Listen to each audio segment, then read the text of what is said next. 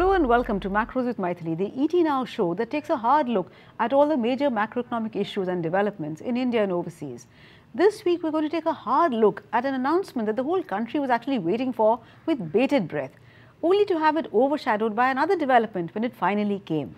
We're going to take a hard look at the Met Department's prediction for the monsoon, something that affects each and every Indian. Yet when the IMD came out with its forecast, it got scant attention, with most media preferring to focus on the arrest of Vijay Mallya in London. Is that a telling, if unintended, commentary on the importance that we accord to agriculture and the rural economy? And if yes, why? I'm going to turn to our panelists for an answer, and I'm confident that at the end of this half hour, we'll have one, because we've got some of the best brains of the subject here with us. Ashok Gulati, NABARD Chair Professor at ICRIER, the Delhi-based think tank who's been a powerful votary for root and branch reform in the sector. Himanshu, Associate Professor, Center for Economic Studies and Planning, JNU, who writes extensively on the rural economy. And Pravesh Sharma, former bureaucrat and Managing Director, Small Farmers Agri-Business Consortium, who was brave enough to quit the IAS and plunge into the rough and ready with an agri startup of his own. Welcome to the show, all three of you. Let me start by asking each of you in turn whether you share my sense that agriculture in India always gets second-class treatment, whether in the popular press or with policy makers. Neither accords much mind space to the sector, except maybe when food prices rise. And the very fact that the IMD has forecast a normal monsoon this year might in fact work to the sector's disadvantage, as policy makers will once again go back to ignoring the real issues in agriculture and do nothing. Let me start with you, Ashok. We'll discuss the issues in detail later, but for now, could you tell me whether you agree that agriculture is not accorded its due importance, and if yes, why? You know, the key people in the government, they take how much is the share of agriculture in the overall GDP, and they say, oh, that's not a big share, it's at current prices about 17%. So forget about that, concentrate on manufacturing and services side, that's where the jobs would be, and so on and so forth. They forget that even by Labor Bureau, today 47% of the labor force is engaged in agriculture, and an average Indian household spends about 45% of its expenditure on food. Therefore, when the food prices go up, then they are concerned how to suppress food prices.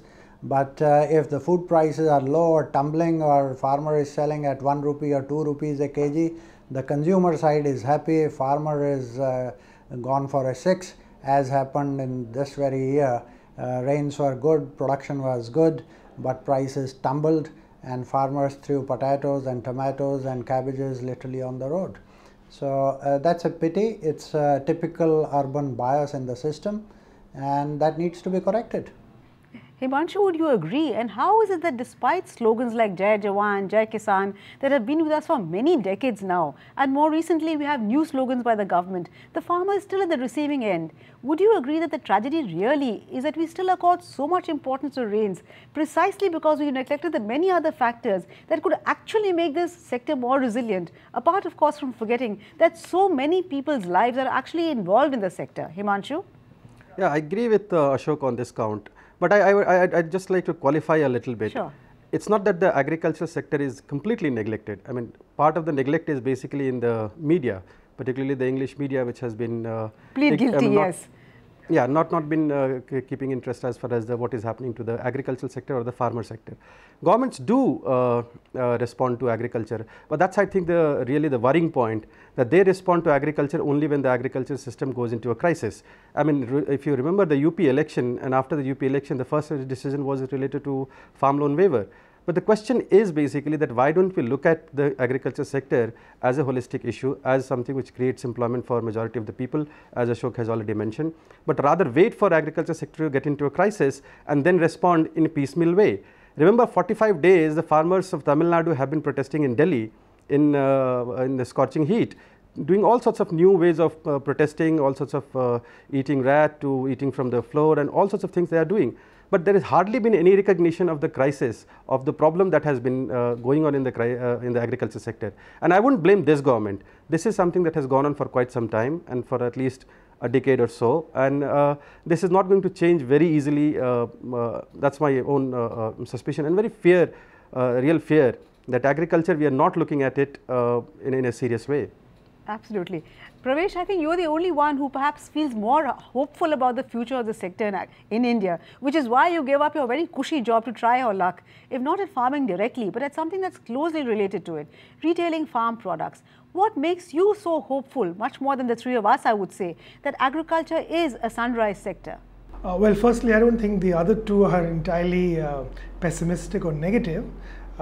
I do think that both Ashok and Himanshu have some kernel of truth in what they've said, but perhaps I would only qualify both of their remarks by saying that it's not really fair or perhaps factually correct to say that agriculture does not receive policy attention. I think Himanshu very honestly and candidly said that perhaps the media's attention doesn't really focus on agriculture to the extent that it focuses on industry, services, trade, finance, etc.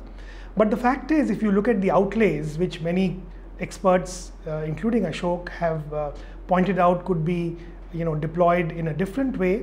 So I'd sum up this by saying that agriculture perhaps is an arena where we see a mixture of policy failures and market failures. I don't think that it could be anybody's case that agriculture could completely be run as a government controlled activity, nor would we want it to be.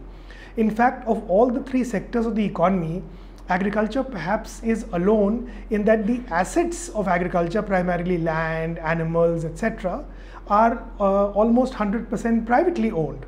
In industry and services, the government itself is also a player. So in fact, it is the country's largest private sector activity. Now, of course, there is a overhang, as Himanshu rightly says. There are legacy policies which over time perhaps need to be relooked at, changed. Perhaps in some cases we need to change our direction. Ashok, for the moment, if you can concentrate on the IMD forecast, the forecast is over 96% of the long period average, but that's actually perilously close to the below normal band of 90 to 96%. Given that the IMD's April forecast usually has a fairly large margin of error, should the government start thinking on terms of some contingency plans in case it dips to below 96%? And if so, what should these be, Ashok? There is a standard drill in the government that one has to do if the rainfall falls below the normal. How much below the normal? I think the chances of that this time, after having hit back-to-back droughts in 14 and 15, and 16 was normal, hopefully statistically, if you look at a long-term, long periods of time, the frequency of droughts within this period of 4 years, 3 droughts, that is very, very less. So I feel that it's going to be reasonably normal, and I hope so, so that the policymakers and the peasants both can heave a sigh of relief on that. But that should not lead to total complacency on the part of the government, because if at all there is little chance that it is hitting some parts of the country in a serious drought situation, as already Karnataka, Tamil Nadu, Kerala have been hit recently, then we need to, and the contingency plan in the government is a very standard drill in terms of seeds, in terms of other facilities that need to be provided to the farmers quickly. My feeling is on the other side. You are fearing if there is a drought again. My feeling is that if this is a good year, as IMD is saying, and we hope they are right, then it can again be a bumper year on the back of this year. Okay. And this year, when the prices collapsed, then next year if we have a bumper year, what will happen to prices? Manchu, I can just stick to the IMD forecast, because last year also the IMD had forecast a normal monsoon. And as Ashok mentioned, the problem is that even though we ended with 97% overall, but as we are seeing from the distress stories from the southern and the western states, and you also talked about the farmers of Tamil Nadu, normalcy overall does not mean normalcy through the length and breadth of the country. Spatial distribution of rainfall is no less important. So what can we do to mitigate the distress on account of more local localized failure. Why have we not been able to bring more land under irrigation, adopt techniques like drip irrigation, water harvesting, etc.? Is it really a question of lack of funds or lack of intent despite talk of doubling farmers' income, etc.? And here, if I can just bring you in to a scheme like drinking of rivers, can that be an answer, or is that far too far-fetched? Himanshu? Let me start with the IMD prediction. Okay. And you mentioned it quite, right in the beginning, right, that what is actually important is the regional spread of it, the spatial distribution of monsoon. Remember last year when when Tamil Nadu farmers this time they were protesting, last year actually the Tamil Nadu got less rain. So was the case of Karnataka and other places. So the regional variation is very, very important. But a second thing which I again wanted to point out, which is not very clear, not has come out in public domain so much, is that IMD, like earlier last year and earlier also, used to give a full spread of the distribution of as far as the probabilities of being excess monsoon, less deficient monsoon. This year the only information we have is that monsoon is going to be normal with 33% probability. So we don't know where the remaining 67% probability is, and it is important to know. So I would basically hold my comments till we get a better information at the end of May as to how the monsoon is going to spread and in which parts of the country they are going to be normal or excess or deficient. So I think regional spread is very, very important, but also looking at how is it going to pan out.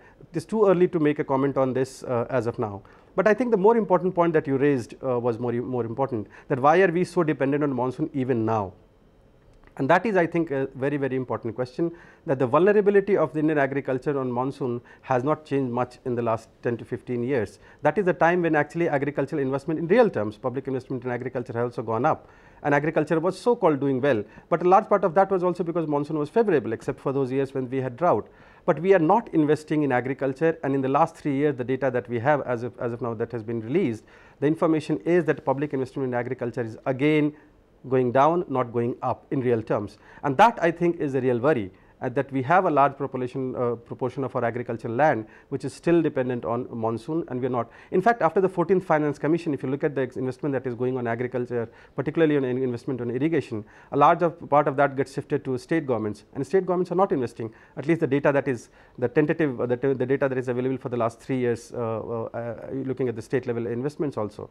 So I think those are more important issues, more serious concerns than monsoon fluctuations. They will keep coming, and as Ashok mentioned, there is obviously after having a back-to-back drought in 14 and 15, 16 having normal year. So you may not get a drought kind of a situation in this year, but that's more luck. That's sheer luck, nothing else. Absolutely. But that does not ensure us, and that does not protect us from having a drought next year or next to next year. And again the situation will be the same that we had. And I think the vulnerability of the farmers is as much due to monsoon as much it is due to the price fluctuations. Again, an important point that Ashok made, and we have not done much as far as those issues are concerned. Absolutely. In fact, Pravesh, both Ashok as well as Himanshu pointed to the fact that many of the problems of the farmers are both God-made as well as man-made. But so my question to you here is that can we replicate some of the success that we've had in cereals and pulses? Can we replicate it in horticulture? From your experience of retailing fruits and vegetables that have a much shorter shelf life, as also a shorter crop cycle, can diversification into these fields ensure greater income security for the farmers? You see, on paper, horticulture, which is considered part of this, what is called the high value agriculture basket, HVA as we call it. This is supposed to be one of the areas where we want to diversify our farmers and reduce the dependence on staples like cereals, pulses and oilseeds. But the fact also is that because the major two cereals, wheat and rice, were identified as important from the food security perspective, a lot of investment, especially public investment, went into creating large value chains, including storage, starting from technology, research labs, extension, credit, MSP, purchasing, and also through the public distribution system to take the grain to deficit areas from surplus areas. Since we don't look at fruits and vegetables as part of the food security basket, we've allowed the market to find solutions. And as you mentioned in your remarks, given the perishability of FNV products, you require maybe a commensurate kind of investment which was made in the cereals supply chain to first enable, shall we say, the smooth movement, storage and marketing of F&B. Now, neither the government nor the market has invested in this infrastructure. I was speaking to some people this morning, and I was pointing out our experience. If we could simply provide crates, simple plastic crates, to all our fruits and vegetable farmers to bring their product from the field to the market, we could save anything between 10 to 20% of the wastage that we are currently incurring. So it does seem as if the farmers are the receiving end in good times as well as bad times. But I'm afraid it's time for us to take a short break. So please do stay with us. We'll be back very soon.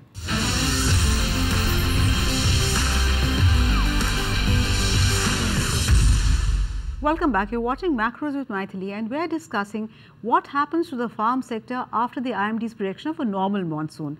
Will agriculture get the due it deserves, or will it once again be relegated to the back burner? Ashok, you've always been a strong advocate of market-based solutions, and it is true that the present system of costly subsidies on water, power, seeds, fertilizer, credit, and now the farm loan waiver have not got us very far. In fact, one could even argue that schemes such as the farm loan waiver discriminate against, say, poor weavers or other rural artisans. So what is the way forward? Is the Indian farmer ready and able to deal with the vagaries of monsoon if we were to take away all these subsidies? Ashok? Yep, let me get back to your old question and this question together. If you look at the investment scenario in agriculture, in 80-81, 50% of investment used to come from the public sector and another 50% from the private sector. Today, the situation is 85% of investment in agriculture is coming from the private sector, that is farmers, and only 15% is coming from the government. So that means government has been under-investing in agriculture over a period of time. Now, private investment responds to incentives. When the prices are good, when farmers get better incomes, then they invest back in agriculture, in their irrigation, in farm machinery and so on and so forth. Now, that is where the markets are critical. If you strangulate the markets and farmers are not getting remunerative prices for their crops, then you cannot expect actually the private sector investment taking off. Now, it took off between 2007, 8 and 11, 12 if you look at in a big way, and almost reached 20% of the agri GDP from about 10-12%, massive increase. But after that, it has started coming down, because when you start controlling prices by suppressing exports and putting all sorts of controls in the trading and marketing activities, then farmers don't get excited, and therefore the investments have started coming down, and that is a worry. At the end of the round, it is investments in agriculture, particularly in water management, that will give the resilience in the system. Otherwise, if you fail in correcting your policies, time and again, after 3 years, 5 years, you will have to go for loan waivers, which I will call more as an atonement of the failure of your policies, and it is always a mix of some appeasement when the elections come. So that is where the situation. Get the policies right, get the markets right, and you will not need all these loan waivers. Himanshu, I'm not sure you agree with Ashok, and I'm sure you have your reasons, but he does have a point, because if you look at a crop like, say, sugarcane, where the heavy hand of government is very much present, is the position of the sugarcane farmer or even of the sugar industry much better? No. In fact, I agree fully with Ashok. Okay, that's good to hear. In fact, what he has really put it out very, very clearly. See, there is no running away from investment. You have to have investment in agriculture. That is something that you cannot run away from. And to have proper investment, and that is the only point of difference that I will have with Ashok on this point, that we can't depend entirely on private investment. There is an equalizing effect of that, and that we have to remember, that a large majority of our farmers are still small and marginal farmers. And even with the loan waiver, I agree that it's a completely useless concept to give loan waiver, and it's more of an atonement for the political classes for not having done to agriculture what they should normally do in the course of the time. But it also remember that loan waiver is only for those people who are part of the institutional network. A large part of the farmers who are not part of the institutional network, who are dependent on the non-institutional sources of lending, they actually get penalized, but also the honest farmers who are paying their loans at the time. So I think at some point of time the policies need to be corrected, but more than policies needing to be corrected, I think it has to be supplemented by some amount of public investment, and that public investment has a much more equalizing effect, because there are some investments which the government can do which the private sector will not do. Sometimes private investment can actually lead to perverse outcomes also.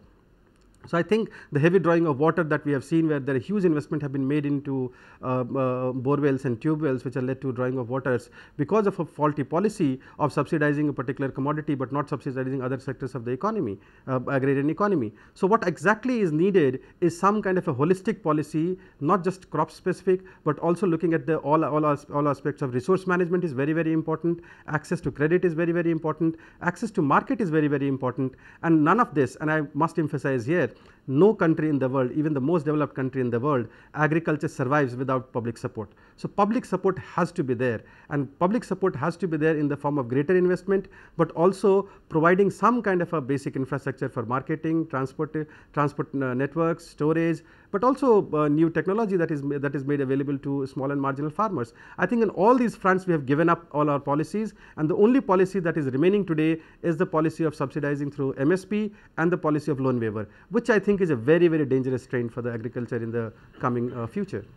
Absolutely, you hit the nail on the head, Himanshu. But Pravesh, the fact is that subsidies are here, and they have had a distorting impact on both cropping patterns and led to a host of problems, such as you had the situation where you're growing basmati in Punjab, sugarcane in the more arid areas of Maharashtra, with the resultant fall in the water table, soil salinity, and wrong use of fertilizers, etc. As someone who's been in the government for so many years, do you see the governments ever being able to end this vicious cycle of subsidies leading to distortions and then yet more subsidies? Pravesh? Look, let's first accept that all subsidies are not necessarily only leading to negative outcomes.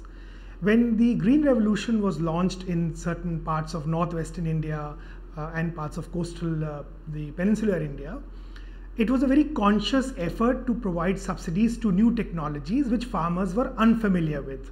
Okay, you expected them to invest partly through their own capital and labor in ideas and technologies which they were completely, unfamiliar with.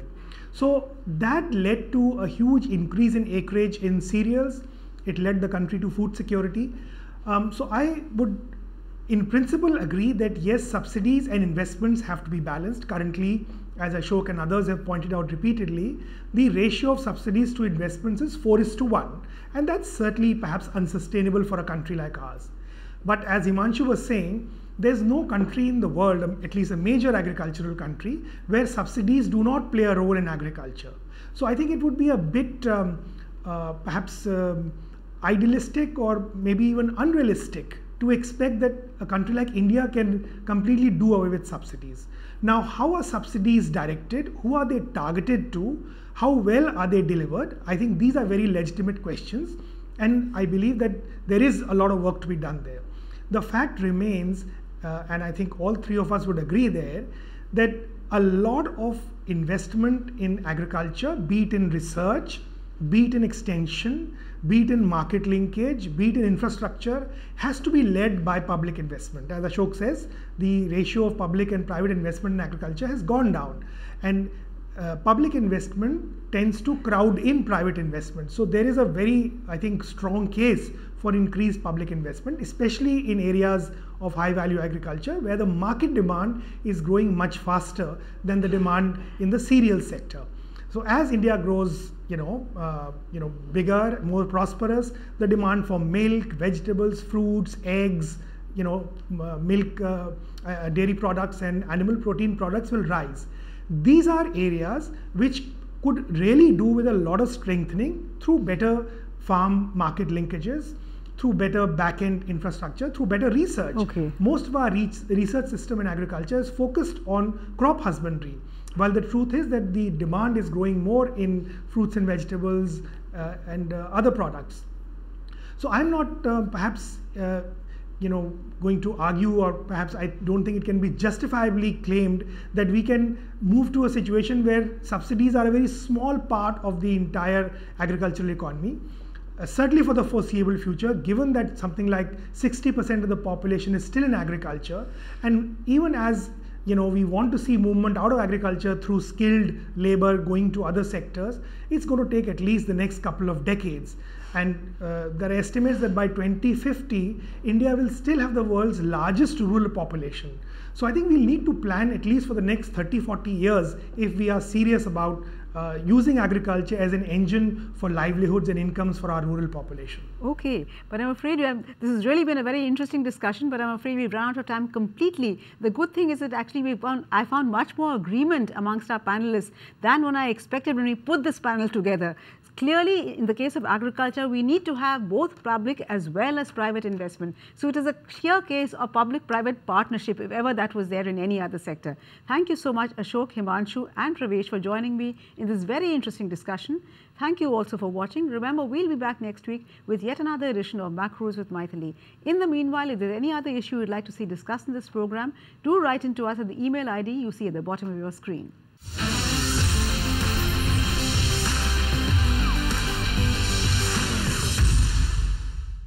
Find us on Facebook at facebook.com/etnow and don't forget to click the like button. You can also follow us on Twitter at etnowlive. To stay updated with all our programming, hit the subscribe button on our YouTube channel by logging on to youtube.com/etnow.